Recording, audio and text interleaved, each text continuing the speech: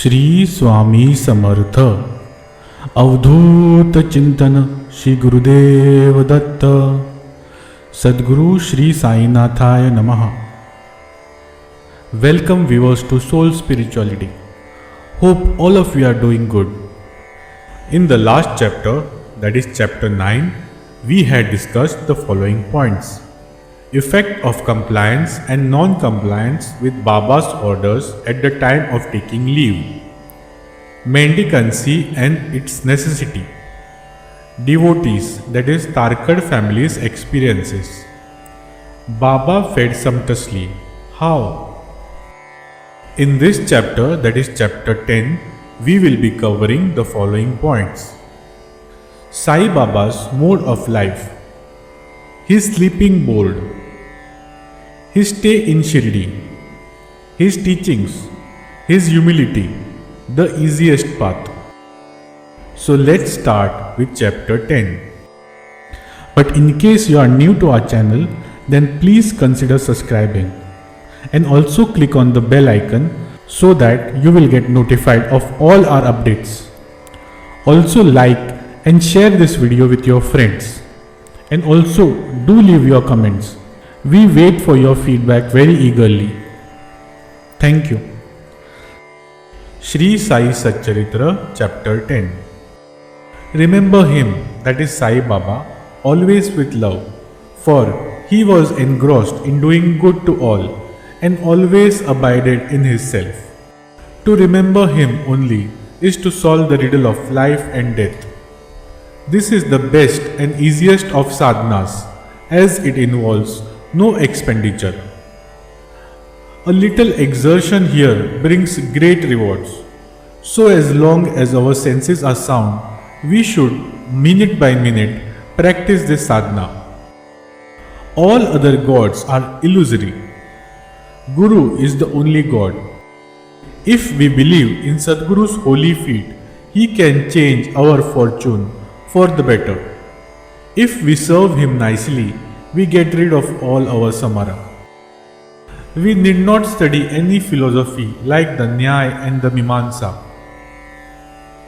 If we make him our helmsman, we can easily cross over the sea of all our pains and sorrows. As we trust the helmsman in crossing rivers and seas, so we have to trust our Sadguru in getting over the ocean of worldly existence. The Sadguru looks to the intense feeling and devotion of his devotees, endows them with knowledge and eternal bliss. In the last chapter, Baba's mendicancy and devotees' experiences and other subjects are dealt with. Let the readers now hear where and how Baba lived, how he slept, and how he taught, etc. Baba's wonderful bedstead. Let us first see where and how Baba slept. Mr. Nana Sahib Dengre bought for Sai Baba a wooden plank around 4 cubits in length and only a span in breadth for sleeping upon. Instead of keeping the plank on the floor and then sleeping on it, Baba tied it like a swing to the rafters of the masjid with old shreds or rags and commenced to sleep upon it. The rags were so thin and worn out that it was a problem how they could bear or even support weight of the plank itself, let alone the weight of Baba. But somehow or other, it was Baba's sheer leela that the worn out rags did sustain the plank with the weight of Baba in it. On the 4 corners of this plank, Baba lighted pantis or earthen lamps, one at each corner, and kept them burning the whole night. It was a sight for the gods to see Baba sitting or sleeping on this plank. It was a wonder to all how Baba got up and down the plank. Out of curiosity, many careful observers kept watching the process of mounting and dismounting, but none succeeded. As crowds began to swell, so to detect this wonderful feat, Baba one day broke the plank into pieces and threw it away. Baba had all the 8 siddhas, that is powers, at his command. He never practiced nor craved for them. They came to him naturally as a result of his perfection. Sagun manifestation of Brahman. Though Sai Baba looked like a man 3 cubits and a half in length, still he dwelt in the hearts of all. Inwardly he was unattached and indifferent, but outwardly he longed for public welfare. Inwardly most disinterested, he looked outwardly full of desires for the sake of his devotees. Inwardly an abode of peace, he looked outwardly restless. Inwardly he had the state of a Brahman, outwardly he acted like a devil. Inwardly he loved Advaita or union or monism. Outwardly he got entangled with the world. Sometimes he looked on all with affection, and at times he threw stones at them. Sometimes he scolded them, while at times he embraced them and was calm, composed, tolerant and well balanced. He always abided and was engrossed in the self and was well disposed towards his bhaktas. He always sat on one asana and never travelled. His band was a small stick which he always carried in his hand. He was calm, being thought-free. He never cared for wealth and fame and lived on begging. Such a life he led. He always uttered Allah Malik. Entire and unbroken was his love for the bhaktas. He was the mine or storehouse for self-knowledge and full of divine bliss. Such was the divine form of Sai Baba, boundless, endless and undifferentiated. One principle which envelopes the whole universe, that is, from a stone pillar to Brahma, incarnated in Sai Baba. The really meritorious and fortunate people got this treasure trove in their hands, while those people who, not knowing the real worth of Sai Baba, took or take him to be a man, a mere human being, were and are indeed miserable. His stay in Shirdi and probable birth date. None knew or knows the parents and exact birth date of Sai Baba, but it can be approximately determined by his stay in Shirdi. Baba first came to Shirdi when he was a young lad of 16 and stayed there for 3 years. Then all of a sudden he disappeared for some time. After some time he reappeared in the Nizam state near Aurangabad and again came to Shirdi with the marriage party of Chand Patil. When he was 20 years old, since then he stayed in Shirdi continuously for a period of 60 years, after which Baba took his Mahasamadhi in the year 1918. From this we can say that the year of Baba's birth is approximately 1838. Baba's mission and advice. Saint Ramdas in the year 1608 to 1681 flourished in the 17th century and fulfilled to a great extent his mission of protecting cows and Brahmins against the Yavans, that is Mohammedans.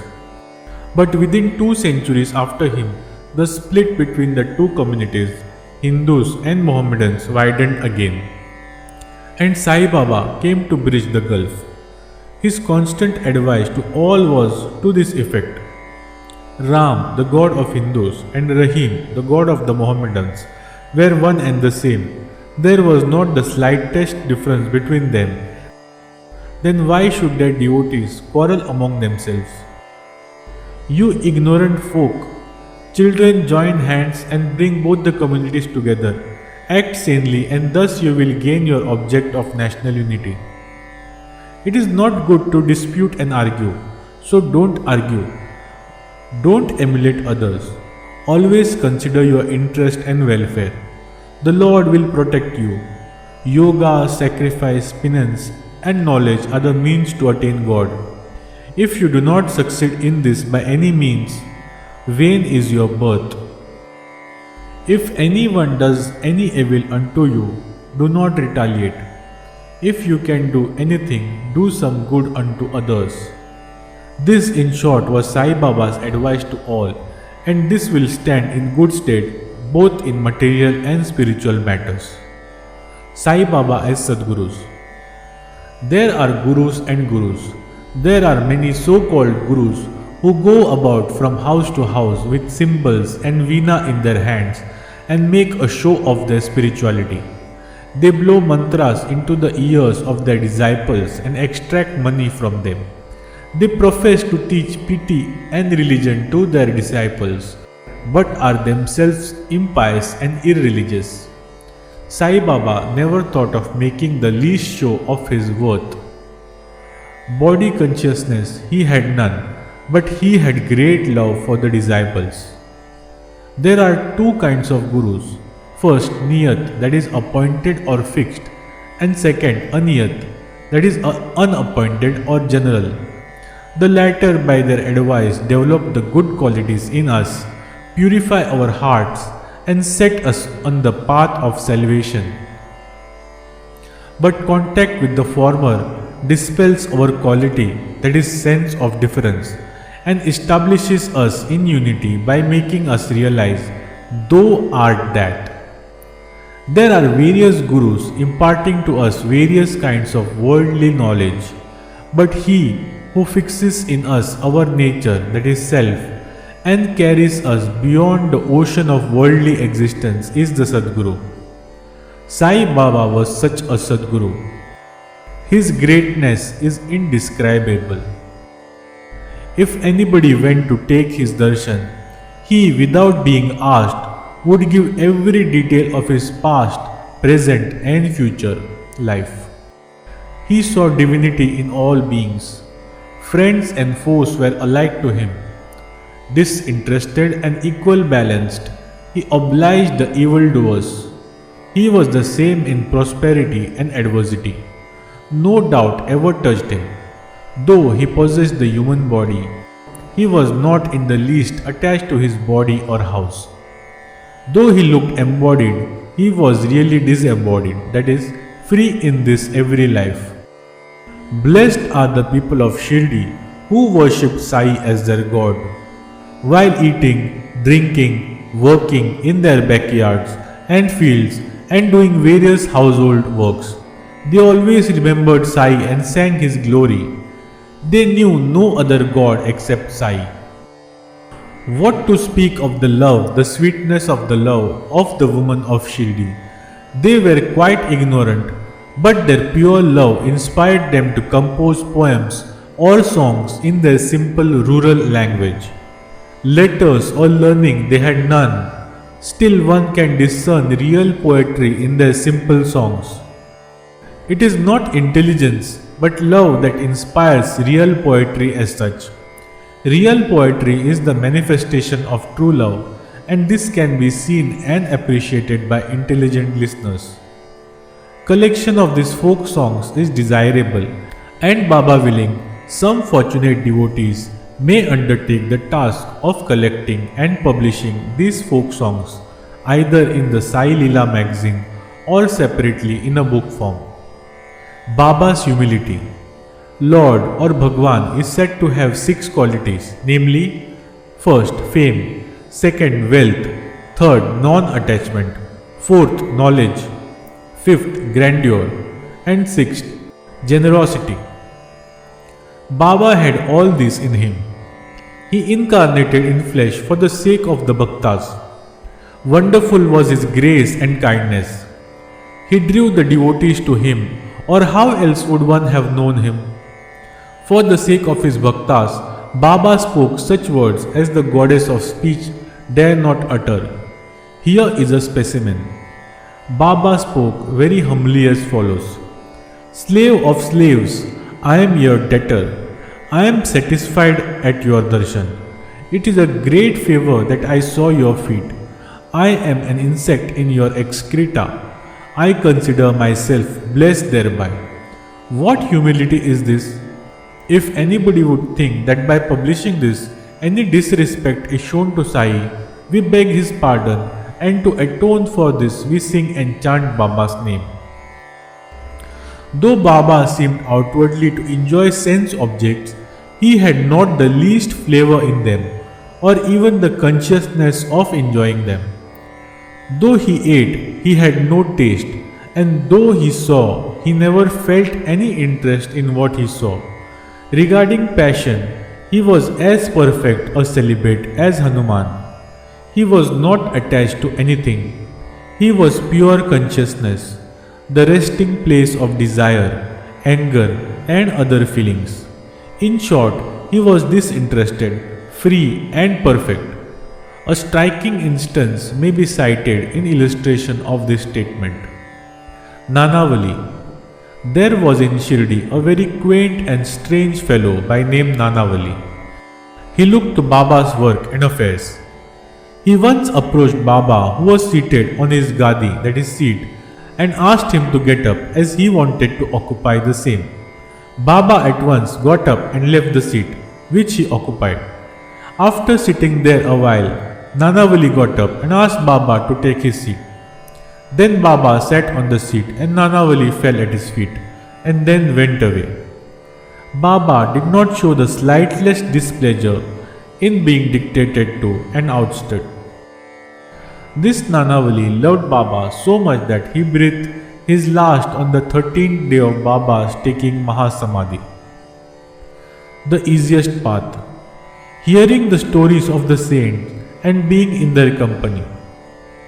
Though Sai Baba acted outwardly like an ordinary man, his actions showed extraordinary intelligence and skill.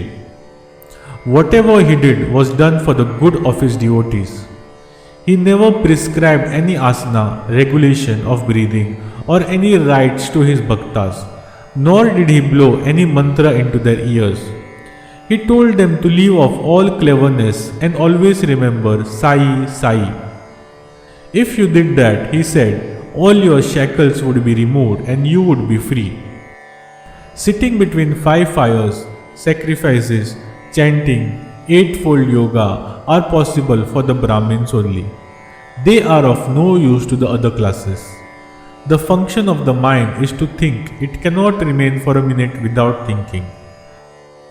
If you give it a sense object, it will think about it. If you give it to Guru, it will think about Guru. You have heard most attentively the greatness, grandeur of Sai. This is the natural remembrance, worship and kirtan of Sai. Hearing the stories of the saints is not so difficult as the other sadhanas mentioned above.